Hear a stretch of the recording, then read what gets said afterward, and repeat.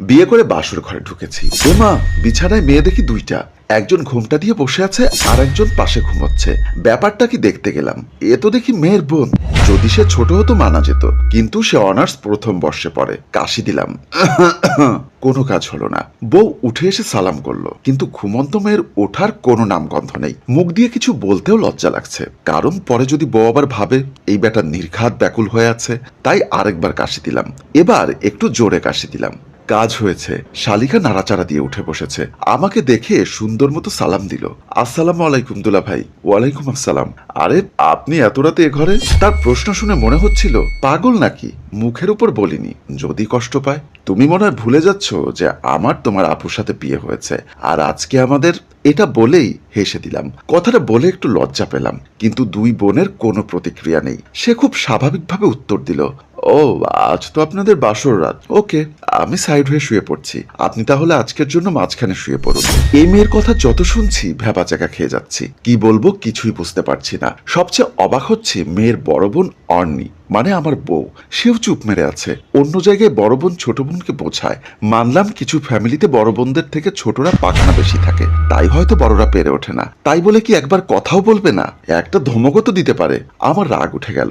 Room থেকে বের হয়ে এলাম, আম্মুকে ডেকে সব বললাম। আম্মু আমাকে বলল, দুই বোনের ভালোবাসা তুই কি বুঝবি? এতদিন ধরে একসাথে থাকে, আলাদা হতে হয়তো মন কাচ্ছে ওর, তাই এমন করছে। তুই অন্য রুমে যা, আজকে অন্য রুমে গিয়ে ঘুমো।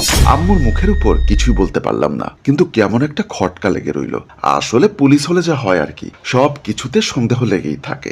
স্বাভাবিক জিনিসকেও অস্বাভাবিক লাগে। যাই হোক, সব বাদ দিয়ে ঘুমোতে অন্য রুমে চলে গেলাম। অনেকক্ষণ ধরে ঘুমানোর চেষ্টা করলাম, কোনো মতেই ঘুম আসছিল না আমার। হঠাৎ মনে হলো আমি তো মেয়েটাকে একবার জড়িয়েও ধরতে পারতাম, তাও তো করলাম না। ইস, এত বড় একটা বোকামি। একবার ঘোমটাটা সরিয়ে জড়িয়ে ধরা উচিত ছিল। তাও তো মনকে সান্ত্বনা দিতে পারতাম যে আমার বউই তো হবে, শুধু শুধু টেনশন করে কি লাভ। কিন্তু রাত যত বাড়তে লাগলো আমার মাথায় চিন্তা খেলতে লাগলো। আমার রুমে দুইটা মেয়ে একা, আর আমি একা একা বিছানায় শুয়ে আছি, এপাশ ওপাশ করছি। বিভিন্ন চিন্তা মাথায় আসতে লাগলো।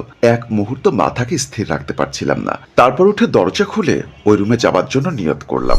কেউ যেন না দেখে এমন ভাবে চুপি চুপি দরজার সামনে এসে খুলতে চাইলাম। দেখলাম এ কি, দরজা তো লক, ভেতর থেকে দরজা লাগানো। দরজা ধাক্কালাম কিছুক্ষণ, মাকে ডাকলাম চেঁচিয়ে, কিন্তু আমি তো ভুলেই গেছি এই রুম থেকে আওয়াজ বাইরে যাবে না। ফোন হাতে নিয়ে বোনকে কল দিতে লাগলাম, কিন্তু না, কেউ কল ধরছে না। সবাই গভীর ঘুমে ব্যস্ত। এবার টেনশন সপ্তম আকাশে উঠে গেল। আমার মনে হচ্ছে আমার সাথে দুনিয়ার সবচেয়ে খারাপ কাজ হচ্ছে। আমার সার্ভিস রিভলভারটাও সাথে নেই, সেটাও আমার রুমে। মাথা চেপে বসে পড়লাম মাটিতে। আমি নিশ্চিত ফেসে গেছি, না হলে এত কিছু একদিনে হবার ছিল। আমার একবার বউটাকে জড়িয়ে ধরে দেখা উচিত ছিল। কিছুক্ষণ পর হঠাৎ দরজা খোলার আওয়াজ পাই। আমি দৌড়ে সেখানে যাই, দেখছি বউ ওয়াশরুমে ঢুকছে। আমি রুম থেকে বের হই, দরজার এক পাশ থেকে দাঁড়িয়ে দেখলাম আমার শালিকা ঘুমাচ্ছে। আমি আর কিছু না বলে ভাব ধরে দাঁড়িয়ে রইলাম। আমার উপস্থিতি টের পেয়ে বউ ওয়াশরুম থেকে বাইরে এসে বলল, আপনি এখনো ঘুমোননি?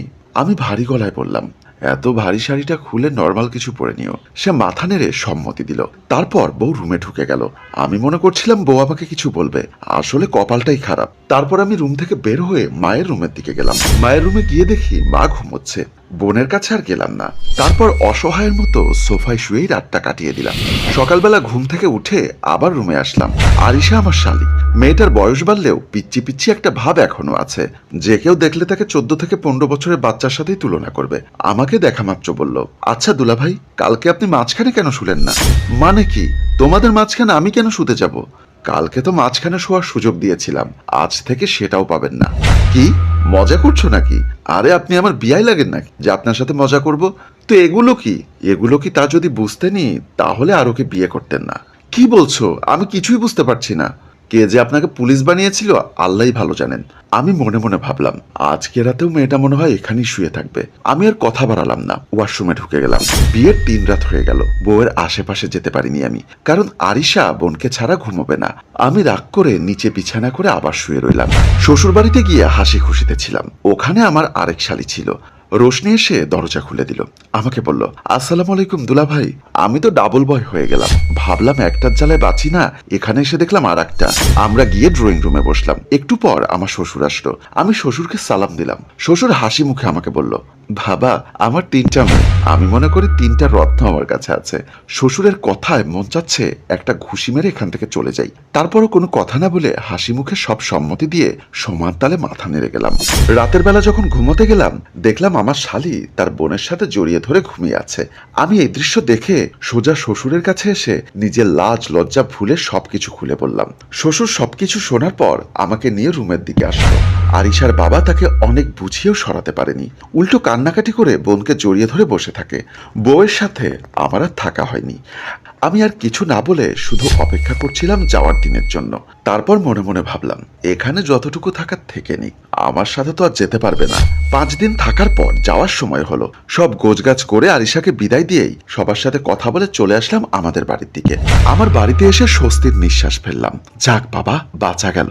আজকে আমি বেশি খুশি, কারণ বিয়ের এতদিন পর বউয়ের সাথে রাত কাটাবো। বউকে জড়িয়ে ধরে একটু আদর করতে যাব, হঠাৎ পেছন থেকে হাঁচির আওয়াজ আসতে লাগলো। এত রাতের বেলা হাঁচির আওয়াজ! আমি চমকে উঠে পিছনে ফিরলাম, দেখলাম আমার শালি দাঁড়িয়ে আছে। আমি বললাম, মানে কি রে ভাই? আমাকে দেখেই হেসে দিয়ে বলল, দুলা ভাই, কেমন সারপ্রাইজ দিলাম। ওর এমন রিয়াকশন দেখে বউ হেসে দিল। এমনিতে আমার মাথা গরম। বউকে একটা ধমক দিয়ে বললাম, চুপ। 7-8 রাত বউয়ের আশেপাশেও যেতে পারিনি। যখনই কাছে যেতে নেই, কোথা থেকে যে এই পেতনির মতো এই আরিশা চলে আসে কে জানে। আর রাতে তো আরিশার সাথে ঘুমোবেই। বউয়ের কাছ থেকে যে কিভাবে আরিশাকে সরানো যায় এই চিন্তায় ভুগছি। পরদিন মা আরিশাকে বলল, মামুনি, বলছিলাম কি, তোমার আপু আর ভাইয়া ওরা একসাথে থাক, আজ থেকে তুমি আমার সাথে থাকবে। আরিশা মাকে জবাব দিল, ফাতিন শুধু আমার বোন ওকে বিয়ে করেছে তো কি হয়েছে? আমার ভালোবাসাকে কিভাবে আগলে রাখতে হয় খুব ভালো করেই জানি আমি। যে আমার, সে শুধু আমারই। কথাটা শুনে বড় ধরনের শক খাই। মানে কি, বিয়ে করলাম একজনকে, এখন দেখি আমাকে ভালোবাসে আরেকজন? লে হালুয়া, এবার কি হবে আপনারাই বলুন তো ভাই। আমি কোন পাগলের পাল্লায় পড়লাম? বাকি অংশ দেখতে চাইলে আমাদের সাথেই থাকুন।